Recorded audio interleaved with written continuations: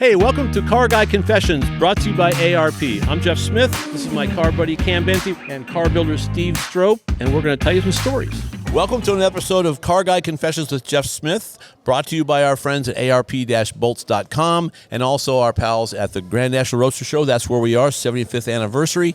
They got us this nice little corner place, you know, as opposed to the little cubby hole we were in before, nice. You know. So we have an audience. We have an audience. Not right now, but you know, hey, this guy's walking by going, what? Well, you know. So this one's going to be a little bit different, only just because I wanted to make this a little bit more personal, right? So I have two friends of mine here who I've, you especially. Mm-hmm. So we'll get to that. How long? How many years it's been? Right. Doug Eisberg, Eric Rosenthal. Yep. Now, so let's just start. Should we start from the beginning? I guess that's what we got to do. We have to start from the beginning because it just sort of sets everything up from there. Okay. All right. So I'm a wet behind the ears staff writer for CarCraft magazine in 1970. No, this is 1980. 79. 79. It's 79. Okay. 79. So, and we're doing a series called Cruisin' USA, and very quickly I learned if you just show up at a cruise site, you know, it's kind of like on any Sunday where they go, "Oh, mate, you should have been here last week. The waves were a lot better," right? So, or whatever that movie was, the surf movie. Yeah. And so I learned very quickly to contact someone in town, you know, or someone connected with the cruise area. And so what I did was I wanted to do San Diego. I knew nothing of where the cruise was. So I was a member of the Tri-5 Chevy Club at that time, so I contacted the local president and said, "Where's the cruise happening?" "Oh, it happens in Escondido." "Okay. Just tell your club members, this is the date we're going to be there." And he said, you know, we want to take out an ad or something? No. Just tell your friends, the word will pass through. This is long before social media. Right. So I show up, and it is the largest probably collection of at least at the time. Back then, it was huge, right? Yeah, that night, because the word got out. It was huge. I remember that. So we had a bunch of friends had formed a car club in Escondido called North County Street Machines. Okay. And we had just formed as a car club probably in about 78, 79. Yeah. And we had to join the San Diego Car Club Council, and Craig Campman, who was our president at that time, got wind that CarCraft might be coming, and so we had one of our board meetings. We're figuring out we got to figure out when they're coming. We need to prepare. We need to get this. We need to do something right. Yeah. And Craig actually called you. Called me. Yep. Completely out of the blue. And said, we heard that CarCraft is coming down to Escondido. Yeah. And said, well, yeah, if you're coming down, it's going to be wild. Mm-hmm. And so we were able to get the date, and we put a flyer out. Yeah, that's how I started the story. Exactly. Was his phone call to me. That's how I started the story. Was, "Hi, my name's Craig Campman," in your article. Yeah. And that was sometime in the summer of '79. I don't think the article published till the following year. Yeah, probably was early '80s because we were always 3 months behind. Yeah. You know what I'm saying? Yeah. So I show up, and these guys are here. So I met you. Yes. And then I honestly don't remember. We talked about this before, and my brain is fading. So when did we meet?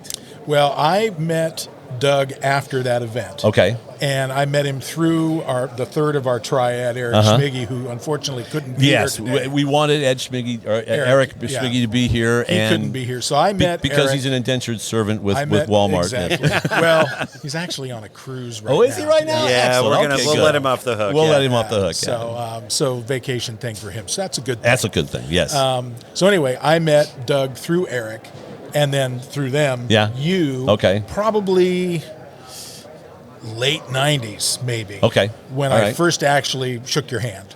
Maybe, because I lived in Virginia prior to that. Yeah, and you had the Corvette. And I had the Corvette, yes. Right. So over the years, we've done a lot of stories with you guys. And we're going to kind of run through them just because, not because anything was necessarily significant, although I think the camshaft test we did was kind of cool. The camshaft test was cool. Yeah. I think the Camaro story was very significant. Yes. So we did a bunch of stuff early. Yep. I did a story in CarCraft. A guy named Cusimano built these port plates that would go in the exhaust port plates. They call it deep port plates. Yeah. And we had you test them on I had a 69 Chevelle Super Sport with a 3 1/4 horse 396. Had a mild Snyder Camino at the time, and you said, "Hey, would you be interested in running these deep port spacers in the big block and trying to see what we could do?" And I agreed, said, "Yeah, no problem." Yeah. And that sort of began we had known each other and seen each other a lot before then, but that sort of began my cars getting more involved in tests. Now, was that when we were also out at Orange County when you were testing the car? That was when the muscle car showdown? Yeah, well, we were doing the Deport Spacer article. I drove up there because we live in Escondido, so it's only an hour plus to get up there. Yeah. And so we had run Orange County International Raceway doesn't exist anymore. Yeah. So up in Irvine. So right about at the 405 and the 5 split. I think there's a nice community there of houses. Yeah. Anyway, yeah. But I had the Chevelle up there. I had run the baseline tests in the car. The Chevelle was running good through the mufflers, through street tires. I think we were in 1340s. Okay. And so a pretty respectable time for that car. At that time. Sure, it was absolutely. Normally aspirated. Sure. Nothing. It doesn't sound quick at all now, but with 9-second factory hot rods, but with rock hard street tires and the technology of the day, that was a respectable time. Yeah. So here I am. I have just this run of the mill Chevelle. There's thousands of them, and in this West Coast Supercar show out, they had a Cross Ram Z28. There was a Hemi Belvedere.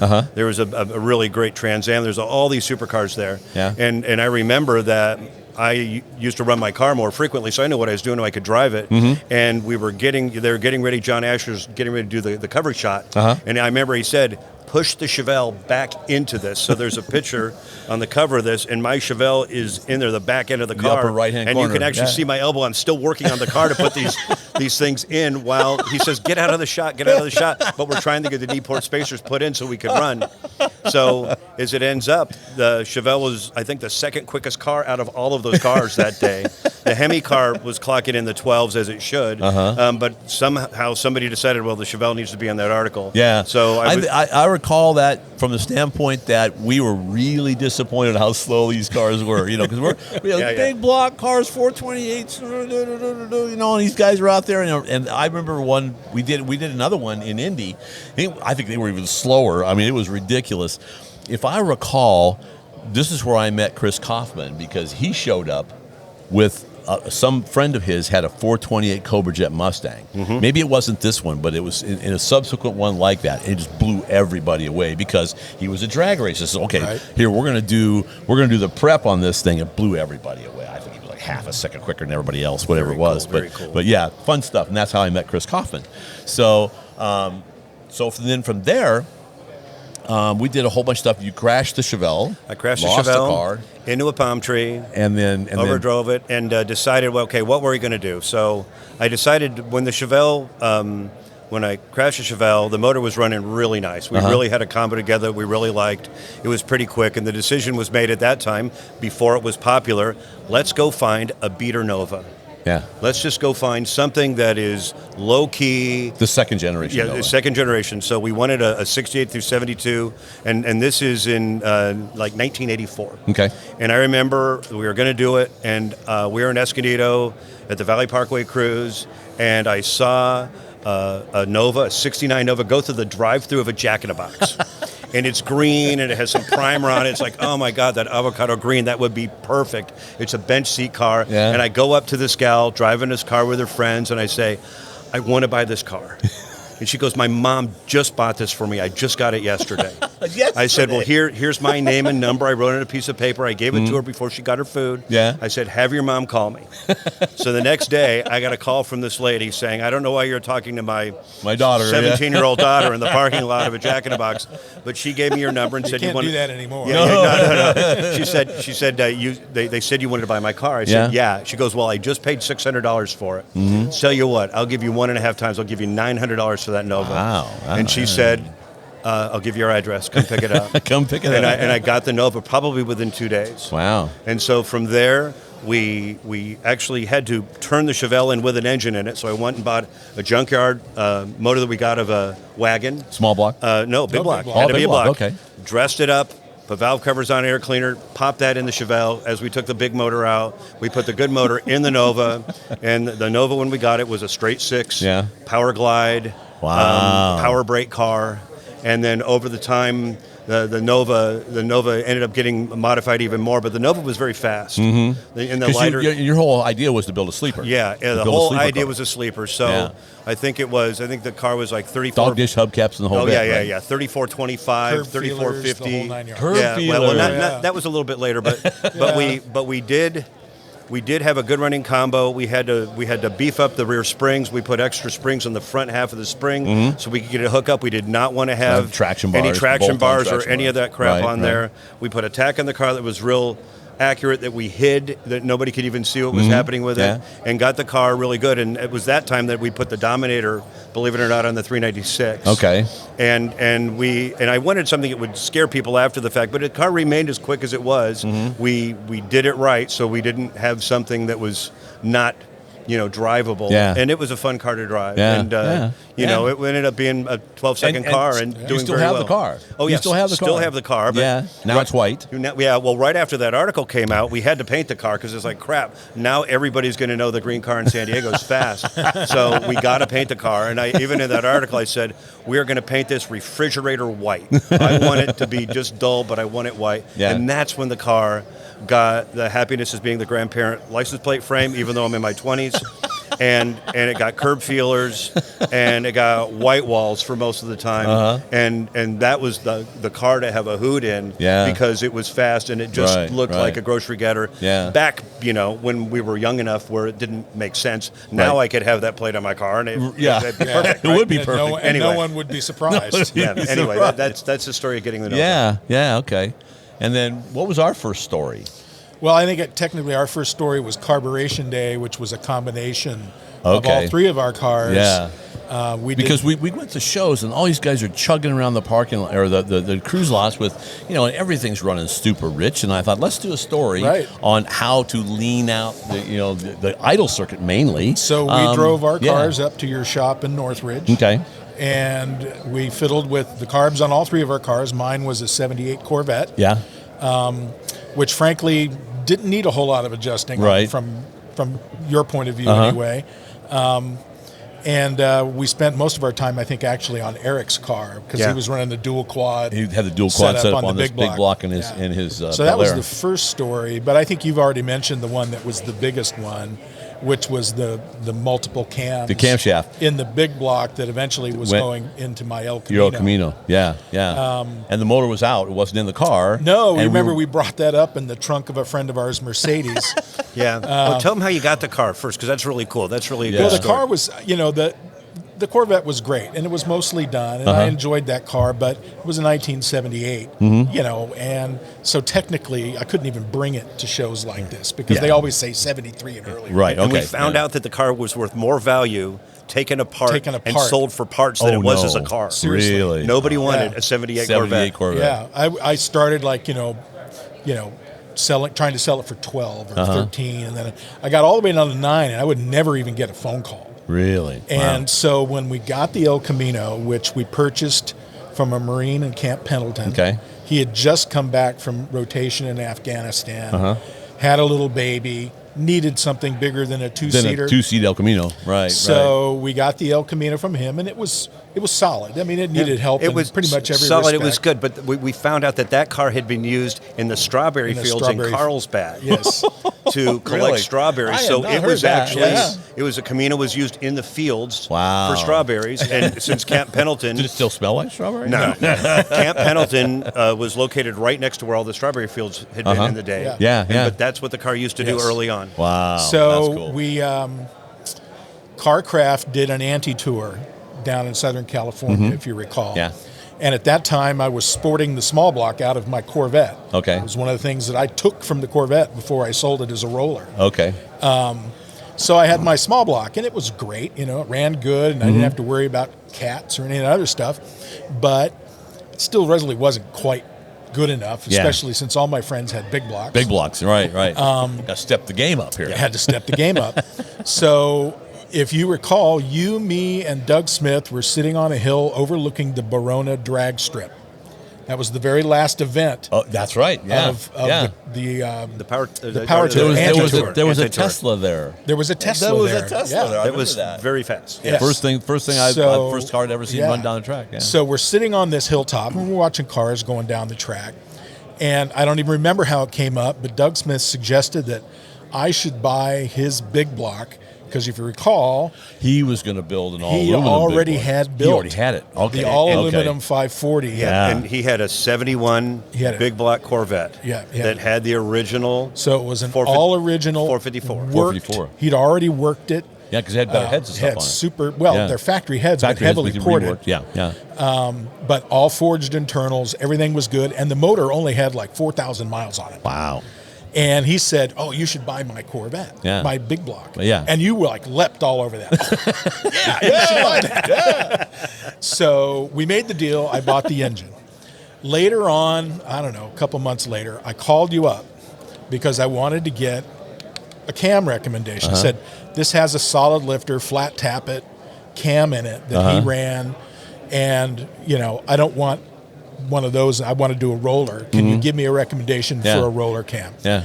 And it went from there. It turned into the baby bear, mama bear, papa bear camshaft test. 3 different durations. That was a lot of fun. We did that we did it, I think, all in one day at West Tech. All in one day at West Tech. Which was, marathon cam swapping contest. But you could just see the tiers, for all 3 camshafts. We chose the mama bear cam for the car, which was really good. I still use that recommendation all the time to people. I get guys that the same question. I go, well, here's a story we did way back. And I tell you what, that was 2000. I want to say 14. Okay, all right, somewhere in that vicinity. Yeah. And it produced a modest 530 horsepower, but 560 for torque. I think 580. For 580 for torque. Yeah. And that's what pushed you back in the seat. That's the good stuff. And so you're so right. You say it's like driving an electric car because the torque is always there. It's always there. And if you that's look the cool thing about rat motors. In the middle, like a turbo 400, in the middle of second gear, you got the tires hooked up. You're on it, and it just pushes you back in the seat and holds you there. Yeah. Small blocks don't do that. Big blocks will. Yeah. So this one, you look at the curve that we got, from Steve over at West Tech, and from I think the pulls that he were doing were like from 2,500 to 5,800 or something like that. Yeah. Or maybe 35. No, it would have been 25. It was like never below 500 foot-pounds. Yeah, and it was pretty flat. And it was just flat. Yeah. And I tell you, to this day, that car is just amazing. Later on, then we went to the Sniper. Right. Yep. And that was fun. That was a great story. It worked out really well. Yeah. The car has been flawless. And we've had the Sniper on since I think 2017. Okay. Yeah. And we put that system on, drove it for a while, and then because Holly's recommendation was do the fuel first, right? And then if you want to do computer controlled ignition, do that later after you get the fuel dialed in. Get it running with your existing setup, right? And then once you've got it running and you're happy with it, then you can do the ignition. So then at some point you brought it back up, and we put the electronic ignition on it and the computer controlled ignition. And, without a CD, we didn't do that. We didn't do the CD box, no. And inductive ignition system, and then dialed it in. And one of the issues we had with that was with the vacuum advance on the old, distributor. Yes. Was we could put a bunch of vacuum advance in, but there was always one spot, on the on-ramp to the freeway, it would rattle. There was one spot where under a lot of throttle and not a lot of load, it would just rattle. Yeah. And the only way I could get rid of the rattle, of course, with any linear, curve, is you just got to pull timing out of it. You got to pull timing out of it. It was like, but it hurts it everywhere else. It hurts it everywhere else. And that was the crutch of it. And that was because you're pushing the edge. Right. So then when we put the digital system on it, now it doesn't have to be linear anymore. Nope. So we just pulled a little bit of timing out right there. You recall we had it hooked up in the car. You're in the passenger seat. Yeah. You're looking at the timing map in real time as the little light bounces around telling you what the timing is. And you're just like, okay, we'll take 2 out of that. Take 2 out of that. It was so cool, right? After being handcuffed by linear advance curves, it was kind of nice to go, well, you just take it out right here. Yeah. I mean, and this is nothing new. No, I mean, no. From the moment that GM or Ford or Chrysler started doing electronic fuel injection, that was the benefit to it, both with control of ignition and with fuel. So, but it was kind of fun to see it at a personal level where you could go, look, we can push the areas up here and pull it down right there at that one spot, and that's the only place that it needed and, it. you know, other cool things in that system that we didn't even mess with were like, we had a anniversary or whatever for the car club at Cruisin' Grand. And hotter than Hades that day. 113. Yeah. Oh, my. And, I mean, we picked the weekend, and everybody almost died. Anyway. And on a day like that, I'd found that in the Sniper, built in, there is a section where you can dial the temperature, the timing back if the temperature of the engine goes above a certain temperature. Yes. And I entered that in, so even on crazy hot days, you know, it didn't rattle. No issues with that car. Yeah, and that's, you know, this is not this is not an ad for the Sniper. No, I'm sure all the other systems, the other throttle body systems exactly do the exact same thing. But that's the benefit of it. So you don't be afraid of it. There are issues involved with all of that to make sure it works. Your exhaust system has to be tight in order, because the feedback they use is from the O2 sensor, the same sensor we were using to do carburation day 5 years before. So that's the neat part about it, and there's nothing wrong with carburetors and distributors. No, they work. But at the same time, you work a little bit better. It was funny. I won't mention his name. It was a friend of mine who had a real long discussion about the fact that, because I said, look, if we're somewhere like in Iowa, in the northern part of Iowa, where the roads are flat, we'll get out on the highway, set the throttle, and you know, if you just give me the car, especially if it's a Holly carburetor, because it's easier to do, I can set the air-fuel ratio, because likely, if it doesn't have a wild camshaft on the idle circuit, going down the freeway, I can set the air-fuel ratio at 14.5, if that's what you want to have it at. And he goes, you can't do that, it'll vary. And I said, no, it won't. I've done it. You know, he goes, no, it won't. And I said, yeah, it will. Went back and forth. And so just recently with my El Camino, after we figured out what was wrong with the engine. Yeah, that's just a whole nother story. Well, very quickly, I had probably 3 different fuel injection systems on that car, 2 or 3 or 4 different carburetors, a couple different camshafts. We could never get this thing to run right. And short version of a stupid long story that probably took 11 years to figure out was that it was a newer casting, and the camshaft bore was actually off relative to the main bores. And so when I tested it, finally figured out what it was 8 individual one-cylinder engines, because they all had different cam timing operations. And that's why the engine never ran right. So now I'm actually thinking about taking that carbureted car and going back to fuel injection.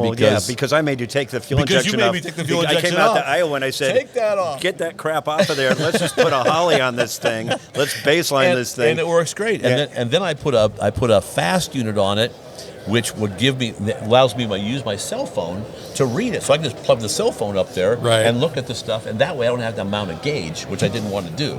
And works great. So anyway, it's technology. You know, you don't have to necessarily be afraid of it. So, I go back and forth. I mean, one day it's like, I need to put the ProFlow 4 back on it, the Edelbrock system, because it's a multi-point, and it's like, it's sequential, it's suspicious stuff. I should use it. It's sitting on the shelf, and now nobody's using it. And then the next day it's like, no, I ain't gonna like having a carbureted car. We just want you to have, your cars that run. That's all we want. That's our ultimate goal. They beat me up too, because we did a story for Chevy High probably 25 years ago on how to take the car apart in one day. And I brought a bunch of friends over, and we ripped this thing apart in like half a day. This was your high school car? My high school car, the car I bought in high school. And Pete Santini painted it for me. I shipped it back to Iowa, and I was supposed to have it ready for the Good Guys event last year. It's not done. Well, before that, it was a high school reunion. It was a high school reunion. That didn't happen. That was in 2022. So yes, I've failed miserably. The A-Body Emporium needs to have more running cars. So we might as well talk about that. Okay. So I haven't heard from the shipping company yet. Okay. All right. Well, so we got to do the backstory. So my good friend Tim Moore, who we lost about 4 years ago. No, more than that. 5 years ago. Maybe 6 years ago. He built a really nice little 67 300, and we'll show some photos of it. 300 sedan, right? Yes. Pretty little car, and that was the beta site car for Hotchkiss for the suspension. So it had a nice suspension system on it, and 17-inch wheels and tires, 4-wheel disc brakes, bare brakes, and everything. Nice little car. And he built it and then just parked it because he was into building cars. He didn't necessarily drive them. We did use it in a 0 to 100 0 test. You did? Yeah. And that's where he spun it in the lights at LACR. I was like, ah. So anyway, he comes to me one day and says, just sold the motor out of my Chevelle to my customer. What are you doing with that small block over there? And I was like, well, right now, nothing. He says, I need it. So he took it home, put it in his car, and he says, I want to keep the car running, and in 3-4 months, and then I'll build a new motor, and then I'll give you your engine back. Fine, no problem. And 3 years later, you purchased the car from him with that engine in it. I had to purchase the car with the motor in it. Yep. So because he wanted to go buy some land up by Willow Springs, right, and live the life of a racer, and anyway, so. Unfortunately, he passed away. But I bought the car, and then now I'm ready to move. Right, back to Iowa, and it's like I have all these cars. I got to thin the herd. Right. And then you said, I basically said, well, if you're going to sell Tim's car, sell it to me. Yeah. So kind of keep it in the family. Keep it in the family, as it were. Yeah. But there was a big caveat to that. That small block that you had in there, way too rowdy because it wasn't what I wanted the car for. Right. Yeah, you were going to make a driver. I wanted it to be a driver so you could jump in and go. Something I could jump in and go. And it also had a 5-speed at that time too. It was my old 5-speed from the Corvette.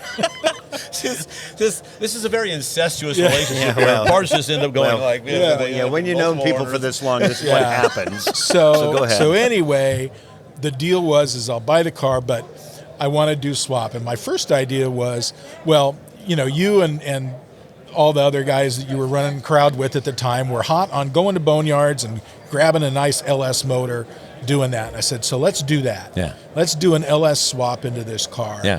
And we can just go up to the boneyard. And he said, well, we don't have to do that. I got 2 or 3 of them sitting on a shelf right over here. And it was a 5.7 instead of a 5.3. And it was a 5.7 iron 5.7 that I built. Yeah. So we did the swap. Yep. So got all the parts together and then did you came the swap up every weekend from all San through Diego. COVID. All through COVID. Yeah, came up. We worked on the car. 2020 That's right. and early 2021. Mm-hmm. Every weekend, I either drove or took the train. Yeah.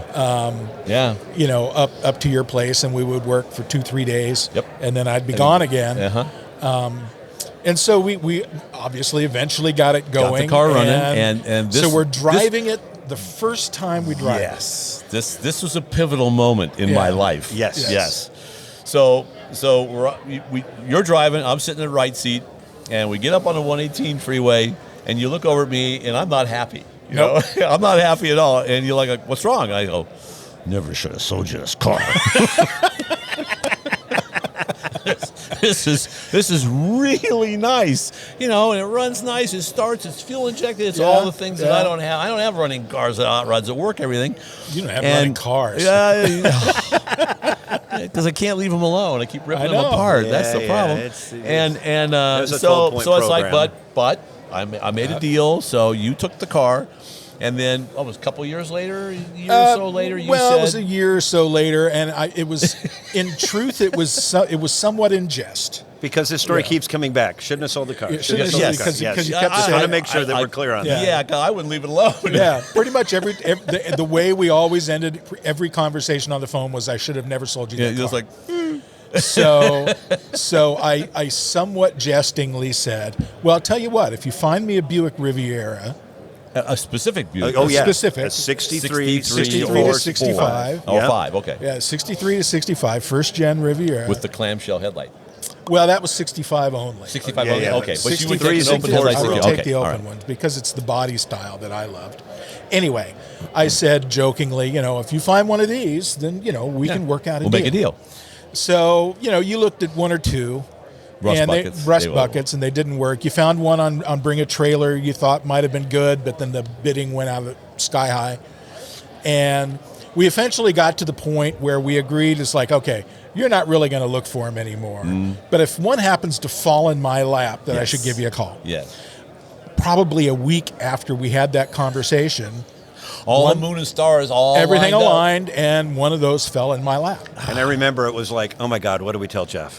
Yeah, it was. Well, oh my God, what do we do? Doug, what do you think? And you're sending me pictures. I'm on the road somewhere. It's like, what do you think? You're right. And you and Schmig went down and looked at this Eric thing, and I right? went down and looked at it, and we were like really impressed. And the car was all there and mostly original. And it was black, and it was straight. Oh, straight. And it was very just little bond. gorgeous. And it said 46,000 miles on it. 46. And at that time, we change. figured probably 146, We right? thought, or you did. but we're not. Yeah.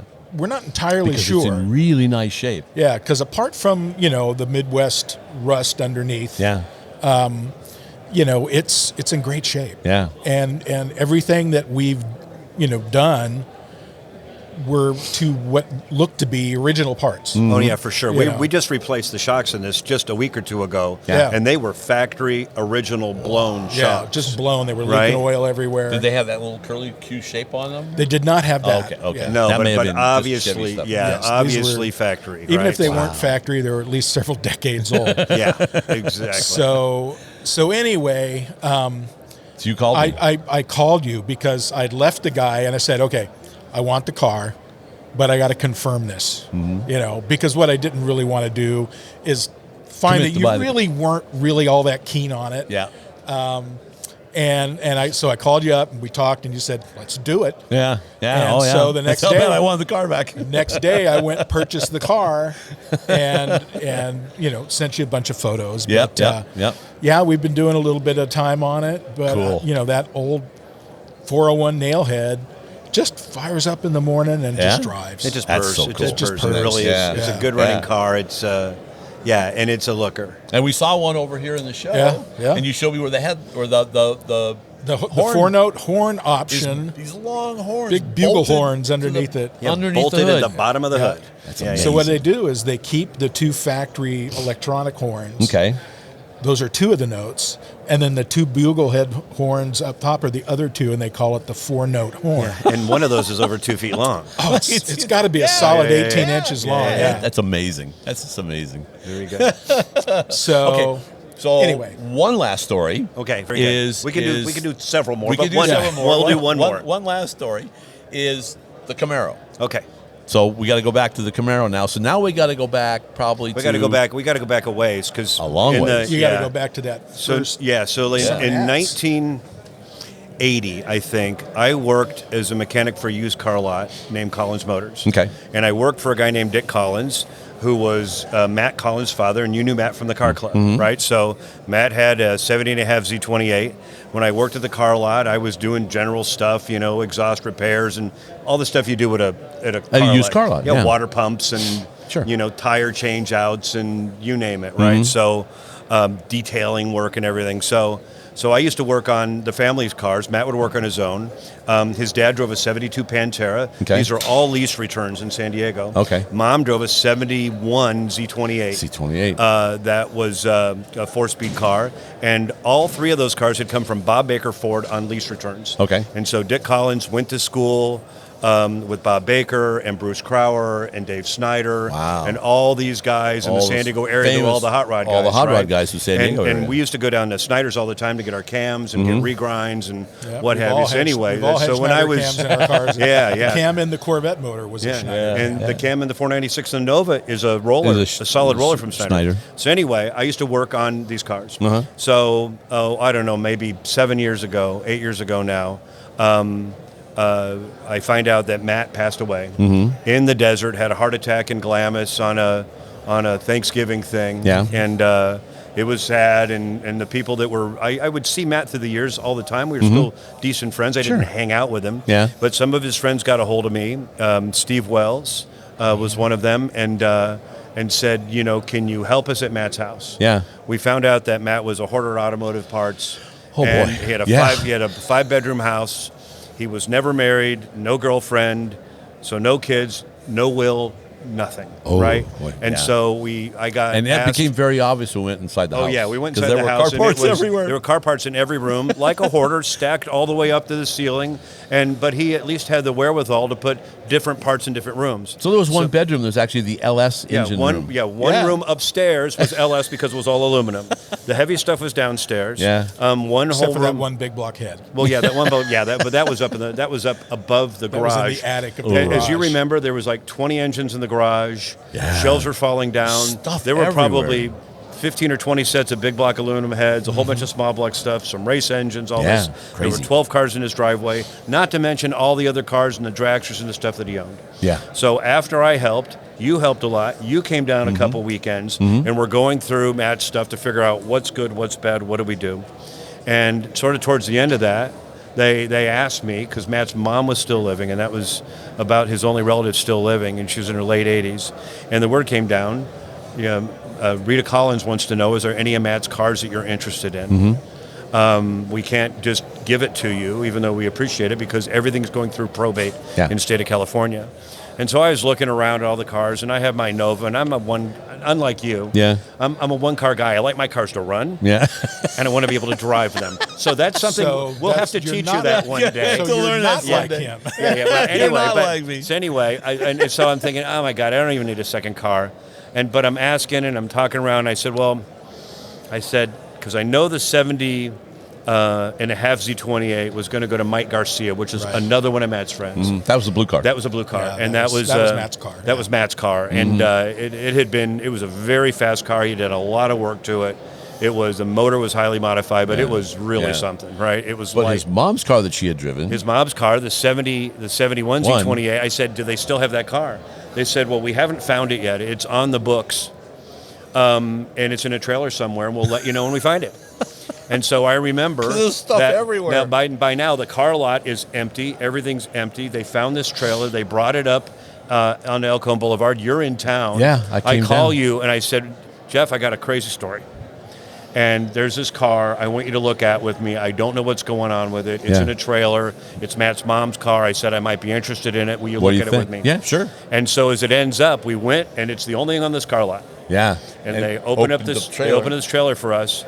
And here's this beautiful 71 Z28. Because he'd had it painted. He had it painted in apparently 2014. The car hadn't run since the 90s. And a paint shop he worked with said, we really need business. And he says, well, I'll tell you what, I'll give you a 54 Chevy and I'll give you my mom's 71 Z28. So they did a total paint on it. And so when you looked at it with me, the paint's flawless. Oh, it was because spectacular. after they painted it, they pushed it in the trailer, they fastened it down, and they closed the door. And it never appeared back out again. It had not been opened since then. Yeah. And so we're looking at the car, and you said, you have to take this. You have to buy this. You have to buy this. You said, we can fix everything. We can't do paint. Yeah. But we can fix but everything that's all else. done. So the mechanical stuff is the easiest stuff. Hey, we'd like to thank our sponsor, ARP-bolts.com. We got a fantastic little backdrop here. They make an outstanding series of bolts, almost anything you would need for engines, chassis, things like that. In fact, we were at lunch today, and a guy asked you about the bolt on the back of your shirt, and I said, well, it's really about a head bolt. They neck the stem down of the bolt on a short, small block Chevy head bolt, so the clamp load is even across 3 different head bolt lengths on a small block Chevy. And, so that's the kind of technology that you get out of ARP. And we've all got stories on all that stuff. For a translation of what he said, call ARPbolts.com. But the message is that you can't get any better than that. No, you cannot. There you go. Nope. We'd like to thank our friends at InTheGarageMedia.com. They have 3 fantastic magazines. They've got Classic Truck Performance, they have Modern Rotting, and my favorite, All Chevy Performance with Nick, my buddy Nick, is the editor. Biased. So, yes, of course. But it's a fantastic book. They're doing print media, which is, of course, our favorite. So in color and everything. In color and everything, and you can get your car on the cover of one of those books, which is a fun deal. Great tech. Great tech. Not always written by me, famous but people. Yeah, famous people not always all written by me. That's right. Just So pick it check up and them out read at InTheGarageMedia.com, and they're our friends, and they will thank you. Yeah. So we have to go back in the Camaro because the early days of the Camaro are important. So in 1980, I was working for a mechanic at a used car lot called Collins Motors in San Diego. And down on El Cajon Boulevard, I worked for a guy named Dick Collins. And Dick Collins' son was Matt Collins that you knew through my car club. I got a job working for his dad as a car mechanic, doing everything you do at a used car lot. So, tune-ups, water pumps, exhaust repair, detail work, you name it, you do it, right? And back in the day, Matt, who was my friend, and you knew him, he had a 70 and a half Z28 blue. That was his car that had been a lease return car. And so this is now, 79 and 80. So the car's, 8, 9 years old, right? And his dad drove a 72 Pantera that was also a lease return. And Mom drove a 71 Z28. That's so pretty cool. Your mom drives a 71 Z28. All the cool bitchin' cars. So, and through the years, they would actually change out and get new cars as there was another cool car that they wanted. So anyway, I used to work on all those cars and do tune-ups, and I remember getting the Whitworth tools for the Pantera and all kinds of crap that we had to do to keep those cars running and going. And so that's what I did back in the day. So now we're going to fast forward to... We'll fast forward now. So we now are probably maybe about 4 or 5 years ago, and maybe a little bit longer, but I learned that Matt, who is now owns the car lot, his dad had passed before. Matt dies in the desert in Glamis from a heart attack on Thanksgiving weekend. And 2 of his friends, Mike Garcia and Steve Wells, get a hold of me because they knew I used to be really close with Matt, and I was still in communication with him. We talk all the time, right? But I wasn't hanging with him, and they said, Matt's property needs help because it's full of car parts, and we can't even do a disposition on everything in his house. 5-bedroom house. He was a hoarder. Everything's car parts. There's over 20 engines in the garage. I remember when we went there were like 20 sets of big block aluminum heads, 15 sets of small block aluminum heads, all kinds of parts. Stuff. And he was a very focused when he started collecting these parts. He was trying to do it before it got out of control. So one room downstairs was all stereos. There was an LS room upstairs, all the aluminum LS parts filled in one bedroom. An entire room. Yeah, it was crazy. And in the garage, in the driveway, there were 12 cars, you name it. It was everything. It was a old bracket car. There was an old bracket. There was a Camaro. 69 Camaro on the side of the house with wheelie bars and all kinds of stuff. That King of the Hill vet. There was a King of the Hill vet in the front driveway, and in the garage, I think it was a 68 SSRS Camaro, and the whole back of the car and everything was on jacks in the garage with all these engines and everything. And he had actually assembled the front clip in the living room. So I don't know if you remember, because I showed you this. Maybe you helped us carry it out. I think I did, The front clip of this Camaro is entirely assembled by the fireplace. And it's like, what are we going to do? Because we got this house completely full of all this stuff. Yeah, get this out of here. So I remember going back there week after week after week to help Mike and Steve go through this stuff. Right. Where we even had stuff in the rafters above the garage, and it was a mess. There were like 6 motorcycles in the backyard. Matt had trailers all over San Diego with O'Connell rails that he had bought and all kinds of stuff. There were 4 40-foot containers in Santee with nothing but car parts. Stuff everywhere. So at the end of this process, as we're about done, Steve got a hold of me and says, Matt's mom, Rita Collins, who was still alive, wants to know, are there any of Matt's cars that you'd be interested in having? And I am a one-car guy. I have my 69 Nova, 496. Love it. I like my cars that run. Unlike me. Yeah, I like my cars that I can drive, and so that's why I'm always harping on you. Wouldn't it be nice if it ran? Wouldn't it be nice if we could go to a car show? Can I come over early to help you get one running so we can go to a car show? That's our life, right? Yeah? Okay. So anyway, I didn't know if I wanted another car, and I didn't know what I would take, and I looked around, and Mike Garcia was already going to get Matt's 70 and a half Z28 with a really built motor. And so I was thinking, I said, well, do they still have his mom's car? And so I asked, do they have the 71 Z28 that was Rita's car? And they said, well, we haven't seen it, but we know that it's on the books, and we think it's in a trailer. We think it might be in Santee. So they got a hold of me after several weeks and said, we found the car. Okay. And by this time, the car lot's now been completely... Yeah, it's empty. It's completely empty. They had to crush... That car lot had 60 cars on it. They crushed 24 cars because they had no value. They lost the keys for like 24 cars. They had to have a locksmith in to even get the keys for some of these cars. So anyway, we go to the lot. There's nothing but this trailer on the lot. You were in town. Enclosed trailer. Enclosed trailer. I called you and I said, come look at this. Yeah. I don't know if I want to do this. I don't know what we're going to see, but let's look at this. And so we unbolt the thing. Pull the trailer down. Pull the trailer down, and there is a beautiful 71 Z28 original It's burnt orange with black stripes. With new paint. With new paint. It had been painted in 2014. A paint shop that Matt knew was going to go out of business, or they needed work, and so we gave him a 54 Chevy and his mom's 71 Z28 for total repaints. But the Z28 hadn't run since in the 90s. Yeah, because the sticker on it said like 98, I think. It was 98 or something. Yeah, and what I found out after that is they had just kept putting new tags on it even though it didn't run. Right? So they put like 4 or 5 years of tags on this. Oh, boy. It had not really run since 92. So anyway, so I remember looking at the car with you, and you said, oh, my God, you have to get this car. You have to buy this car. You have to buy this car because it was straight, it was beautiful. A lot of stuff wrong in the engine, had to run for a long, long time. Yeah. It's a darn good thing you didn't take me because I'd have bought the car. Yeah. so anyway, I had to pay for it, what they had on the books, because all of his estate was going through probate. But, you know, the price was obviously right. I remember I got the car home. I wheeled it around on dollies for a while. I'm so happy that my wife said we should probably get this car. And because that was a big deal because, you know, I really didn't have room. You don't have room. No. So, so I remember we decided after that to bring it up to your house in Northridge. Right. Because we needed to get the car running. And so we brought it up. I had it towed by AAA. Okay. Paid them $40 on my Premier. Got it up there free. Yeah. We had the car there for 3 days.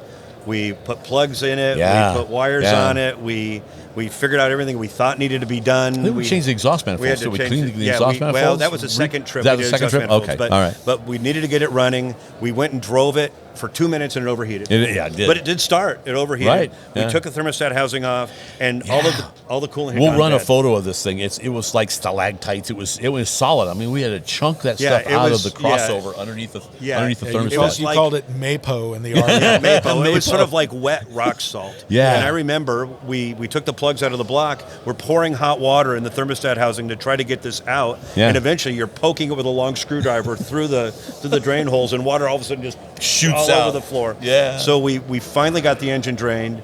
We put it together. At the end of 3 days, we drove it home. Yeah. And that was pretty cool. That was very cool. And that's a car we still drive today. Yeah. I finished getting the engine look right. I came back. We did those exhaust manifolds. I think we put some motor mounts in it and what have you and stuff. Yeah, I remember we bought replacement motor mounts and they didn't fit. Oh man, that was so that right was from aftermarket parts Chinesium. Ain't what they used to be. No boy, So, anyway, but that's the story of the Camaro. That was really fun. You know, to resurrect that car and get it back running again. Still has the 4+1 still in it. The Doug Nash 5-speed. I have a Doug Nash. Somebody put in there a 4+1. It's a great car. It's easy to drive. And eventually, on your recommendation, I found a Posi 256 rear end, and I put it in the car. Excellent. Because it's got a really deep first gear ratio that works really well. 327 first gear. gear. So then fifth gear is 1-to-1 feels like an overdrive.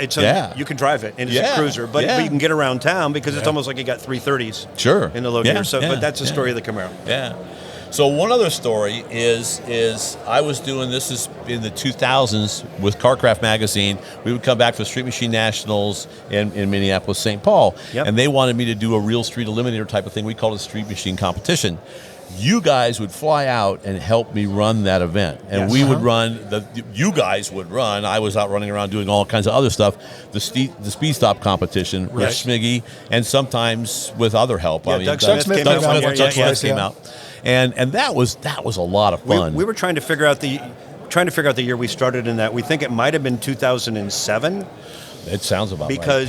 Somewhere in that vicinity. And you guys were coming out on your own nickel. Yeah, we were coming out on our own nickel for the first 4 or 5 years. On our own nickel. I flew a lot, and so I'd give these guys frequent flyer miles, and we just all come out on my miles. But we loved doing that show. Yeah. We loved the people. Was fun. We loved the people that were there. The racers, because the same racers would show up every year. Yeah, and just the people back in that St. Paul area, a great vibe, good people in general.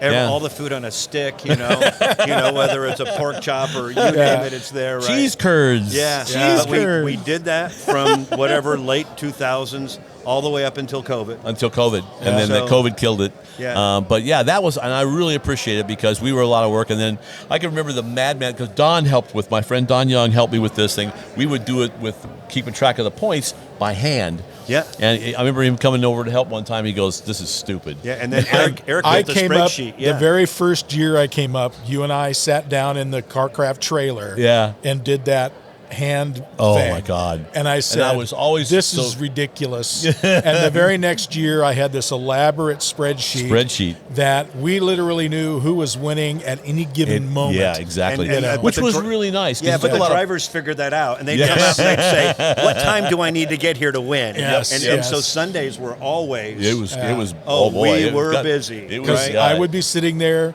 handling the computer, entering the data, running the timers at the stop box. At the speed stop, And the important thing to let people know, the stop box was, in the end, it was a dual lane competition. Right. It was like 100 to 150 feet. Yeah. And you'd launch as hard as you could, but then you had to stop within a coned off box that was like, 25 by 10 or 25 by 12? Yeah. And you had to be over the line and stop in the box. If you knocked a cone over or hit a cone, you were done. You're done. Yep. And so people would launch as hard as they could and then stop as hard as they could. And it was exciting. It was a lot of fun. It was. It doesn't sound like it would be, but it actually was. And it turned out most hundredths of a second. Turns out most of the time it was the deciding factor. Yes, because the other two was the big autocross, right, and then it was the horsepower, the dyno, and so you gave him points for we rated them based on power output, and you could run nitrous if you wanted to, and some guys did. So that was a lot of fun. Yeah, we did that for like 10 years. About 10 years, 10 or 12 years, right? And of course we couldn't have done it without Eric Schmiggy. Yeah, exactly. And I got to tell you, if he was here, he would tell us how many times he almost got hit right down at the end. Because he was always one down at the other end. He was the one. He was the one down at the end, always telling us that somebody fouled. We had that blown Buick that one year. That launched really hard, and he was trying to impress a gal, and he blew right through the cones at the end and almost hit a tree and almost hit Eric Schmiggy. Remember? Schmig's like running, right? And so it was like, you're out. You're out of here. Yeah. Anyway, but that's the story. That was a lot of fun. And when you wrote the program, that took a lot of pressure off me because I was convinced I was going to screw up the math, and then one of the competitors was going to come up and go, dude, I won this. You screwed up. I was definitely afraid of that. I was when we were sitting there that very first time I went, because the very next year we had the original, the spreadsheet. Yeah, the spreadsheet. It was just like, no. It's an easier way to do this. It's just an easier way. When it comes to computers, I'm sort of Cro-Magnon man. Well, and that's fine. Yeah. Well, listen, guys, thank you so much. This has been a walk down memory lane. It's been a lot of fun. And we're not done yet, right? We still got stuff to do. We're still going. We're still doing it. Absolutely. All right. Very good. Thank you, Jeff. Okay, we appreciate it. So thank you very much for watching. And we want to thank our sponsors, ARP-bolts.com, and, of course, our friends at the Grand National Roadster Show for giving us this great venue. And if you like what you hear, we'll just keep telling you stories.